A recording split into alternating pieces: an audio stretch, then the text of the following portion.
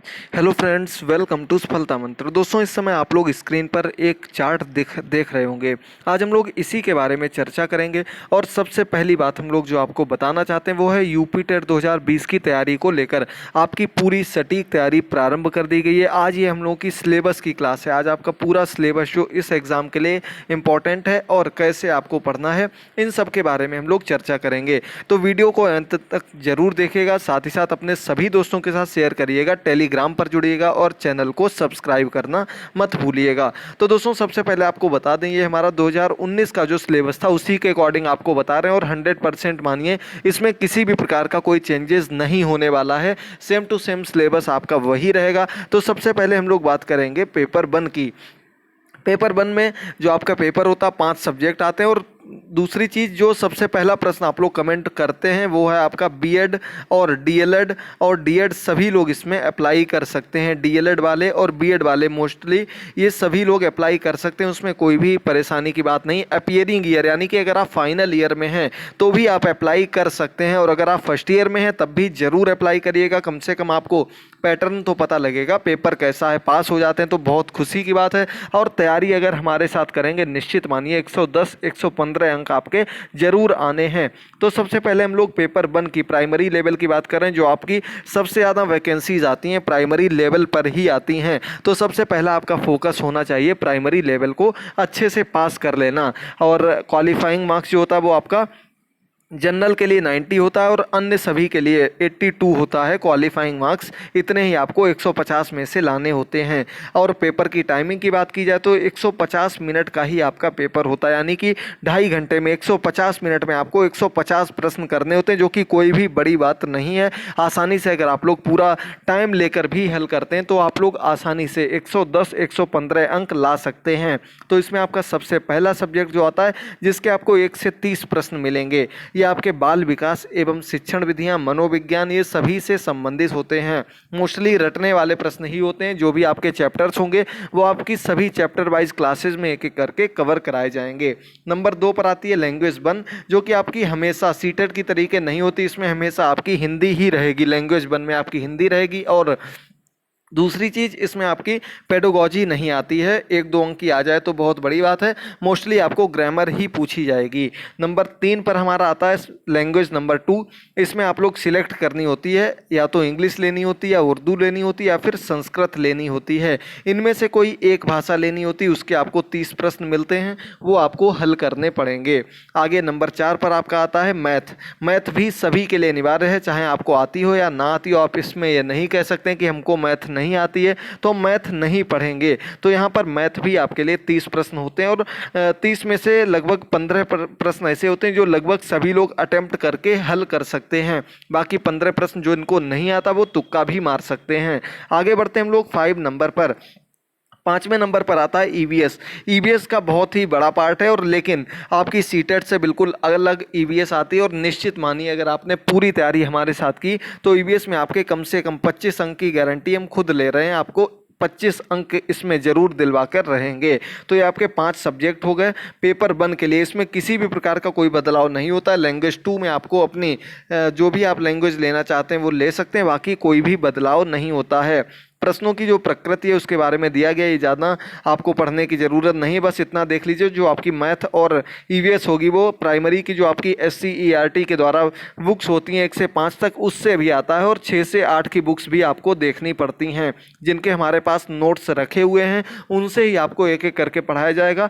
Telegram पर उनकी PDFs भी अवेलेबल कराई जाएंगी। अब नंबर 2 पर आता है हमारा उच्च प्राथमिक, यानी कि जूनियर की वैकेंसीज के लिए आपको जूनियर का टेट पास करना अनिवार्य होता है। इसमें भी सभी लोग अप्लाई कर सकते हैं, बीएड वाले, डीएलएड वाले, डीएड वाले सभी लोग अप्लाई कर सकते हैं। इसमें सबसे बड़ी बात क्या होती है, मैथ साइंस वालों के लिए 60 क्वेश्चंस मैथ और साइंस के होते हैं, और आर्ट साइड वालों के लिए आपके 60 क्वेश्चन जो होते हैं वो सोशल साइंस के होते हैं, जिसमें आपका इतिहास भूगोल ये सब्जेक्ट आते हैं। तो ये 60 क्वेश्चंस बहुत महत्व रखते हैं। इसके अलावा जो भी आपके बाल विकास इसमें भी रहती है अनिवार्य तौर पर।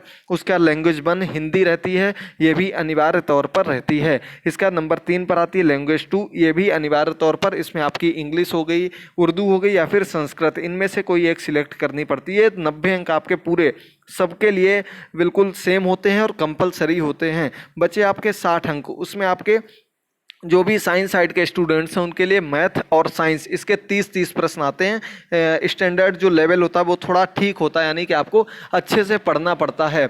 इसके बाद आगे आता है आपका सोशल साइंस। इसमें सोशल साइंस में आपके जो भी हो गया, चाहे आपका संविधान हो या फिर आपका हिस्ट्री हो, ये सभी चीज़ें इसके अंतर्गत आपको कवर करनी पड़ती हैं, जो कि आपकी 60 अंक की आती हैं।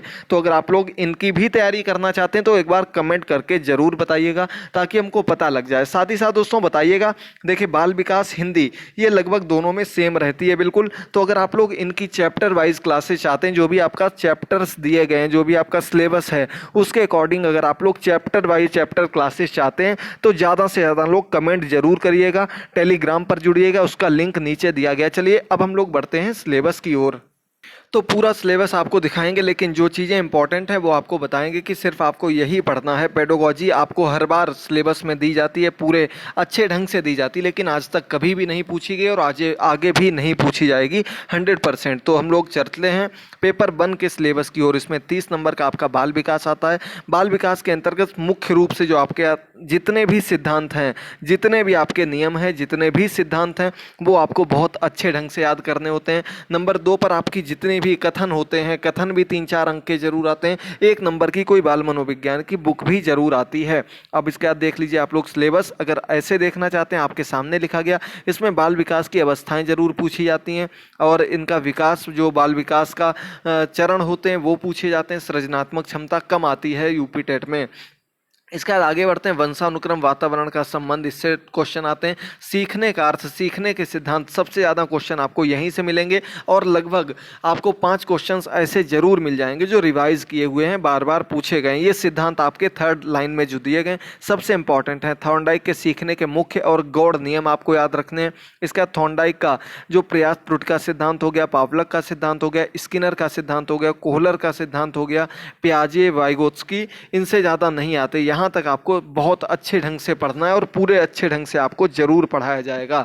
आगे आते हैं, सीखने के वक्र से क्वेश्चन मिलेगा, सीखने के पठार, इनके प्रकार, इनके कारण, यहाँ से भी क्वेश्चन मिलेगा। शिक्षण विधियों में जाएं तो आपके जो इसमें दिया गया ऐसा कुछ नहीं है, इससे क्वेश्चन नहीं आएगा। आगे जो आपके डीपली चैप्टर्स हैं, जिनके बहुत अच्छे ढंग से आपके नोट्स तैयार किए गए, उनकी क्लासेस आपको दी जाएंगी और एक एक करके जो भी मोस्टली आपके पुराने पेपर्स हुए हैं उनसे चुने हुए चैप्टर्स को आपको बहुत अच्छे ढंग से पढ़ाया जाएगा।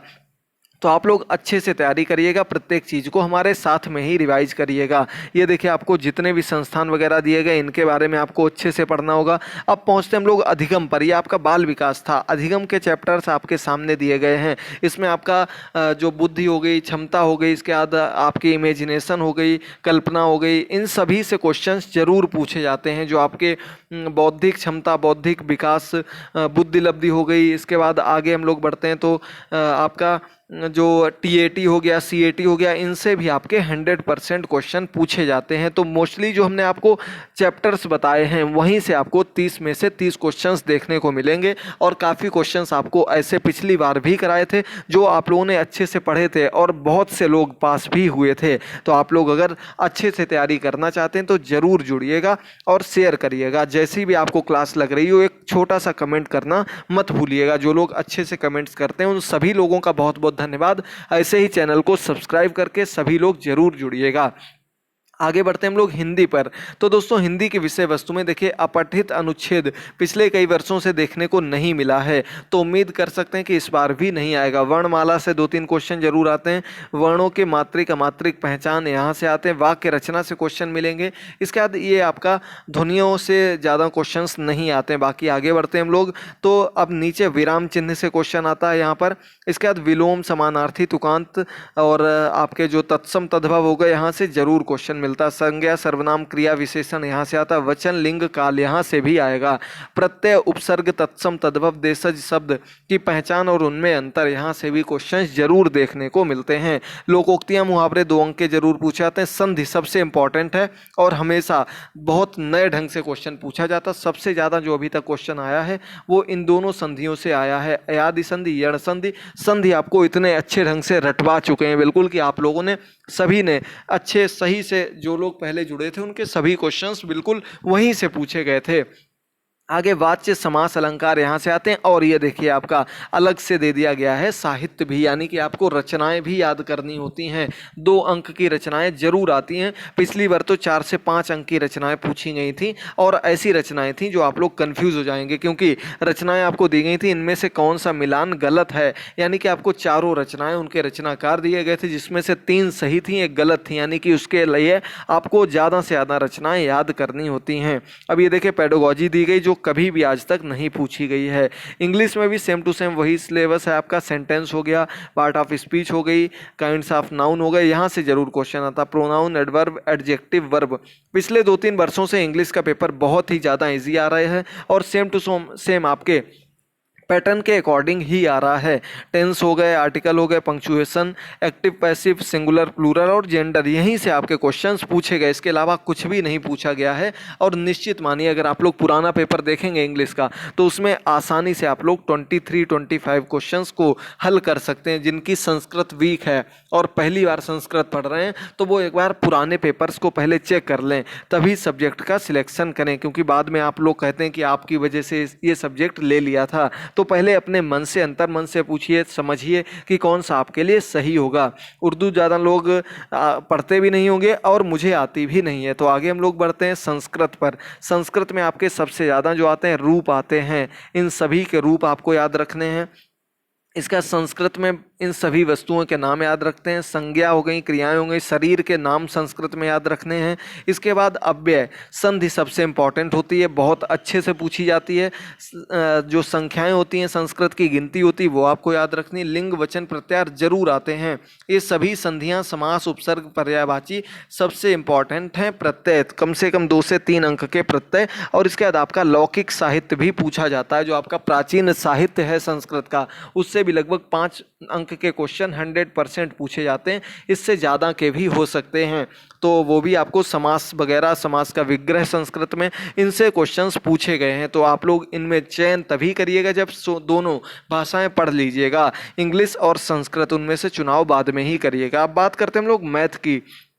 मैथ की अभी तक हमने ज़्यादा क्लासेस नहीं ली हैं, लेकिन जो आपके छोटे छोटे टॉपिक हैं जैसे संख्या हो गया, एलसीएम एचसीएफ हो गया, भिन्न हो गई, ये सभी आपको पहले भी कराए थे और यहाँ पर भी कराएंगे। और अगर सब कुछ सही रहा, क्लासेज आप लोगों ने अच्छी से ली, तो ज़रूर लाइव क्लास में सभी चैप्टर्स आपको कवर कराए जाएंगे। बोर्ड के माध्यम से अच्छे ढंग से क्लासेज इनकी स्टार्ट करेंगे, लेकिन ये क्लासेस तब स्टार्ट होंगी जब आप लोग पूरा सपोर्ट करेंगे, अच्छे ढंग से सभी क्लासेस को देखेंगे। एक एक नियम हो गया, प्रतिशत, लाभ, हानि, और आपका साधारण ब्याज हो गया। ज्यामितीय से भी क्वेश्चन 5 अंक के जरूर पूछे जाते हैं। धन हो गया, रुपया पैसा पर, कैलेंडर, यानी कि बहुत अच्छा सिलेबस है मैथ का। और मैथ सभी के लिए अनिवार्य है, तो मैथ के लिए आप लोग इस बार जरूर जुड़िएगा। अभी तक जैसी मैथ आपको नहीं पढ़ाई गई है वैसी, उससे अच्छी मैथ इस बार आपको पढ़ाई जाएगी और कवर की जाएगी, ठीक है। इसमें आपका ज़्यादा पेडागोजी नहीं आती है। आगे बढ़ते हैं लोग ईवीएस पर। तो ईवीएस में देखिएगा, ये आपके ऊपर के जो चैप्टर्स हैं इनसे सबसे कम क्वेश्चंस देखने को मिलते हैं। स्थानीय पेशे, इससे क्वेश्चन आ जाता है। जल से क्वेश्चन आएगा जरूर। नदियां, पर्वत, पठार, यहाँ से क्वेश्चन जरूर आता है। हमारे प्रदेश से क्वेश्चन आता है। संविधान से 3 से 4 क्वेश्चन 100%। शासन व्यवस्था से ग्राम पंचायत, ग्रामीण पंचायती राज, यहाँ से क्वेश्चन 100% पूछे जाएंगे। ये आपके लिए ज़्यादा इंपॉर्टेंट हैं। अन्य भी जितने भी आपके वन्यजीव अभ्यारण्य हो गए, वहाँ से भी क्वेश्चंस देखने को मिलते हैं। पुरानी जो आपकी इंपॉर्टेंट डेट्स हैं, जो सन है, वो सब भी आपको याद करने होते हैं। तो ये आपका पूरा हमने सिलेबस बता दिया है। पेपर 1 का सिलेबस है, लेकिन हिंदी हो गई, इंग्लिश हो गई, संस्कृत हो गई और बाल विकास का सिलेबस सेम टू सेम है। बाकी आगे आपको नेक्स्ट क्लास में तब दिखाएंगे जब आप लोगों को क्लासेस पसंद आएगी और आप लोग पूरे मन से तैयारी प्रारंभ कर देंगे। जैसे ही आप लोग अच्छे ढंग से वीडियोस को देखने लगेंगे, तुरंत आपकी चैप्टर वाइज क्लासेस कराएंगे, लेकिन उसके पहले आपको कमेंट बॉक्स में कमेंट करके बताना होगा, क्योंकि चैप्टर वाइज क्लासेस के लिए वैसे ही आपके लिए चैप्टर्स तैयार करके लाने होंगे और प्रॉपर ढंग से आपकी यूपी टेट की तैयारी शुरू करेंगे। साथ ही साथ दोस्तों सुपर टेट की तैयारी भी आपकी स्टार्ट कर रहे हैं। जो लोग पूछ रहे थे, तारकेश्वर जी व अन्य लोगों के काफ़ी कमेंट्स मिले थे पिछली क्लासेस में, तो सुपर टेट की भी एक क्लास स्टार्ट करेंगे। उसमें भी आप लोग बताइएगा क्या चैप्टर वाइज पढ़ना चाहते हैं, क्योंकि बाल विकास लगभग दोनों के लिए सेम है, तो पहले हम लोग बाल विकास से ही शुरू करेंगे। तो एक बार छोटा सा कमेंट करके जरूर बताइएगा, शेयर करिएगा।